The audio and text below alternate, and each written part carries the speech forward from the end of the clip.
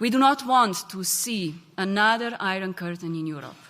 Не сакаме да видиме нова железна завеса во Европа, но за жал можеме малку да направиме за тоа да го спречиме. Безбедносната архитектура во Европа создадена по студената војна е сериозно размрдана и може да колабира. Со оваа порака почна овогодишниот Бледски стратешки форум. Проценките на Европскиот политички врв се дека војната во Украина донесе и носи последици кои ќе имаат влијание врз едината на стариот континент.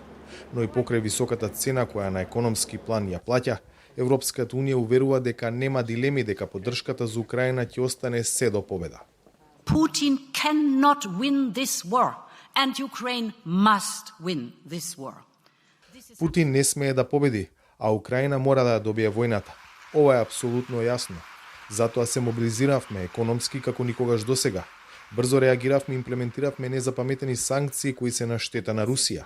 Истовремено ја помагаме финансиски Украина со повеќе од 10 милиарди евра, а и даваме поддршка на низините одбранбени напори.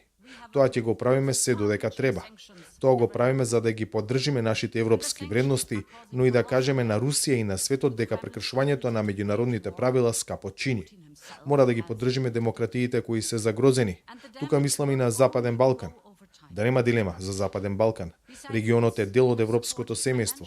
Отворањето на преговорите со Северна Македонија и Албанија беше вистински камен темелник. Поставивме услови, а граѓаните и демократиите испорачаа. Тоа беше голем успех. Словенечкиот претседател беше поконкретен. Стравува дека потенцијалната нова блоковска поделеност меѓу западните демократи и руската сфера на влијание може да поминува токму низ Западен Балкан. Затоа Борут Пахор инсистира на забрзување на процесот на проширување кон регионот.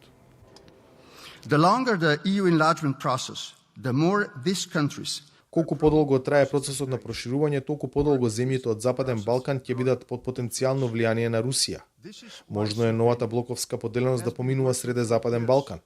Од тој аспект клучна е Босна и Херцеговина, на која треба побрзо да и се даде кандидатски статус.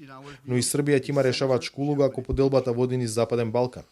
Би сакал српската политика да има импакт за Западен Балкан да остане во западноевропското семејство.